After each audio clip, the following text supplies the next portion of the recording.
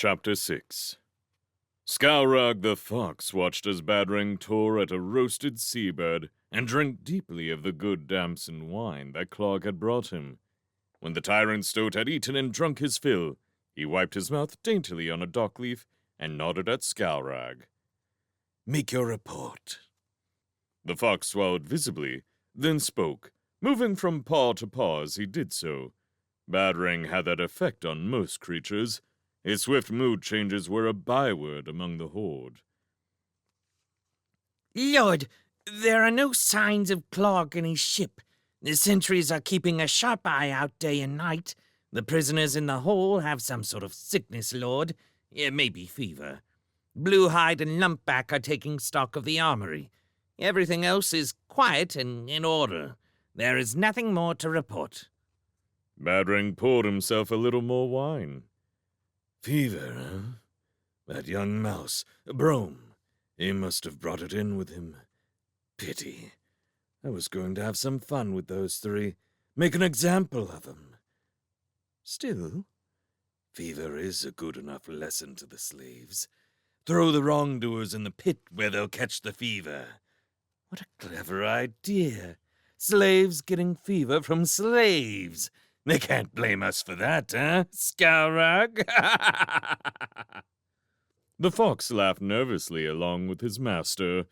Badring suddenly stopped laughing, leaving the other to carry on. Scaurag's thin giggle trailed away as the tyrant's eyes hardened. "I've just another clever idea, Scaurag. If my fortress isn't finished by the end of summer, I might just throw a few of my captains in the fever pit to rot. That'd liven their ideas up. What do you say?" Scaurag could feel his paws beginning to shake uncontrollably. Splendid idea, Lord." Rose waited until the wall guard changed. There was a considerable interval when no beast was on the wall top, and she took advantage of this to sneak up to the fortress. Standing facing the center of the gate, she measured out 20 paces to the south. Marking the wall with a piece of charcoal, she dodged back to the cover of the rocks. Grum was waiting for her. He nodded over to the X marked on the stones of the fortress wall. "Be that it, Miss Roser?" She nodded, watching him sizing the area up. Rose trusted Grum to do the job swiftly and silently. In all the country, there was no stronger digger than her friend. The mole scratched the tip of his button nose. "'Tain't easy, but 'tain't hard neither, miss. See they rock over there?" It was another rocky outcrop, similar to the one they were hiding behind. Rose let Grum explain his plan. "That there rock be on straight line with thy marker. I'll start digging from there. That ways they vermin, garters on wall won't see uns, and you can spread tall dirt behind the rock." The plan was perfect. It was but the work of a moment to slip from one rock to the other.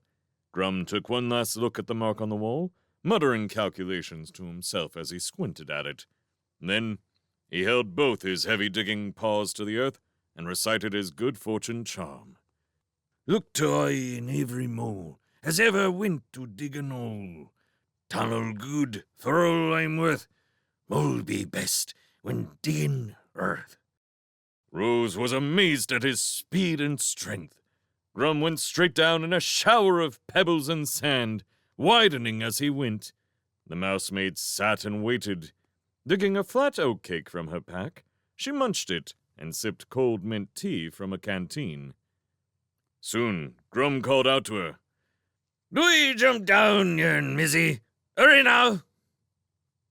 Without a backward glance, she leaped into the hole. Grum caught her easily and set her steady. She looked up as he rumbled, "Oh, that be exactly 2 mousylings." He was right. It was exactly the height of 2 mice. "Stand on my head and climb out now, Rosa. No sense in you getting all dirty. What did your mama and dad say if I brought you back all macked up, huh?" The mousemaid hopped up, assisted by Grum, and began strewing the rubble from the hole around as he dug steps into the side of it. Blowing sand from his snout, Grum eyed his work. Nothing fancy, but he'll do, aye. He went straight to tunneling through the bottom side of the hole in a direct line, faster than any 2 moles in the whole of Noonvale. Scowrag stood at the rear of Badring's long hut, trying hard to stop his paws shaking after the interview with the tyrant. A bankful was idly pulling up weeds that grew against the side of the building. The fox watched him for a while before calling to him. Drop! Over here! The bankful pretended not to hear, but worked his way along until he was close to Scowrag. The fox looked this way and that, making sure he was unobserved as he spoke out of the corner of his mouth. Well, what's happening in the compound, matey? I'm not your matey or any beasts, Drup answered without looking up. There's lots happening in the compound, but it'll cost you food and wine to find out. Scowrag looked at his paws. They had steadied somewhat. I know that. You'll find a roast fish and some wine here tonight, just under the corner there, where it usually is. Now tell me what's happening. Drup's voice was low-keyed and surly. I'm taking a chance doing this. If they ever found out, they'd kill me for sure. So I'd like a proper whole roast fish, none of your table scraps, and some of the dark damson wine the Corsairs brought when they paid a visit. Scowrag's eyes widened. How do you know they brought damson wine? Drup sniffed. You'd be surprised at what I know. Well, do I get proper food? Yes, get on with it. Scowrag chewed impatiently at a hangclaw. Right. Listen close now. There's 3 ringleaders. Hilgorst the old hedgehog, Bakyan the squirrel, and that young otter called Kayla. These 3 are urging all the slaves to steal fish, crops, and also tools from the quarry, sharp stones, anything they can make into weapons. There's a plan of some sort to free Martin, Feldo, and another mouse from the prison pit. Kayla has been doing something when he takes food to the prisoners each night. Scowrag urged his informer on. What's the plan? What is Kayla doing? Why do they need weapons? Still keeping his eyes down, Droop shrugged.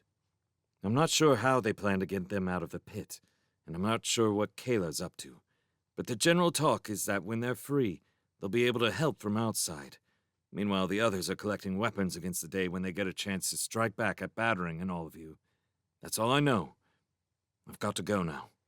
Scowrag placed a footpaw swiftly on Drup's neck, holding him still a moment. You've done well, Drup. I'll make sure the fish and wine are the best. But find out more. I need to know more.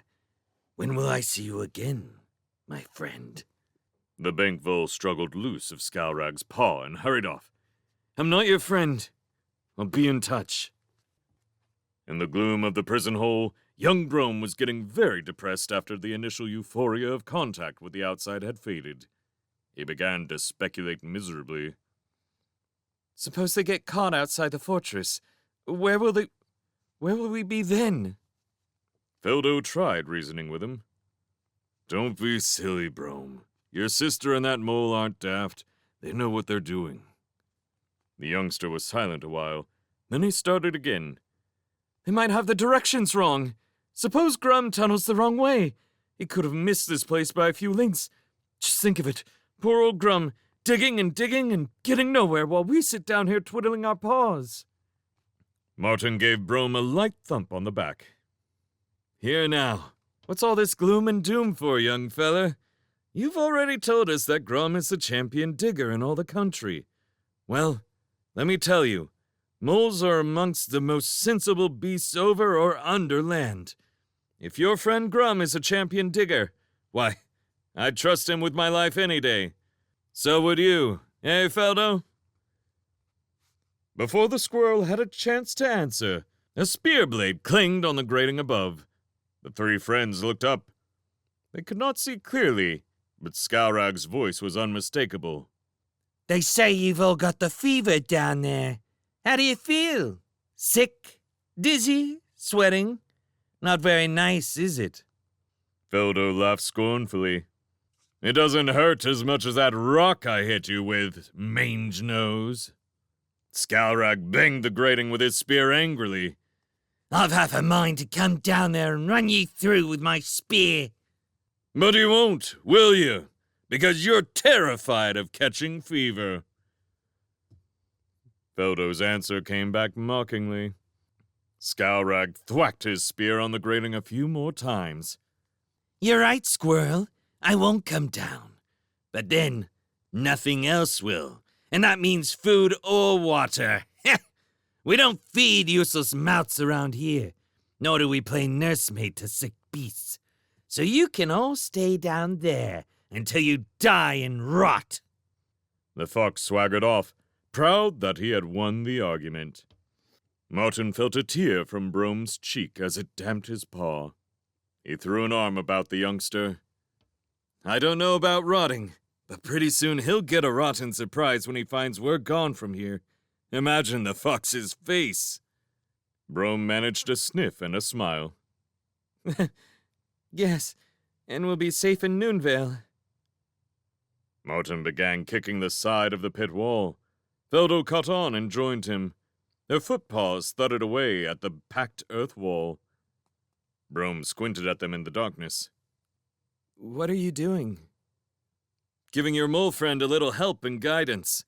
He's probably very sensitive to underground noises. Take no notice of us, Brome. Tell us about Noonvale. Where do you live? What sort of place is it? Are the creatures nice, and is the food good? Go on. As they listened, Martin noticed that Brome's heavy mood of sadness disappeared when he talked of his home. Let me see. What sort of place is Noonvale? Well, it's a deep glade far in the forest. A secret place, you might say. At dawn, the sunlight comes filtering like golden dust through the oaks and sycamores and elms. It is quiet. You can almost hear the sounds of peace.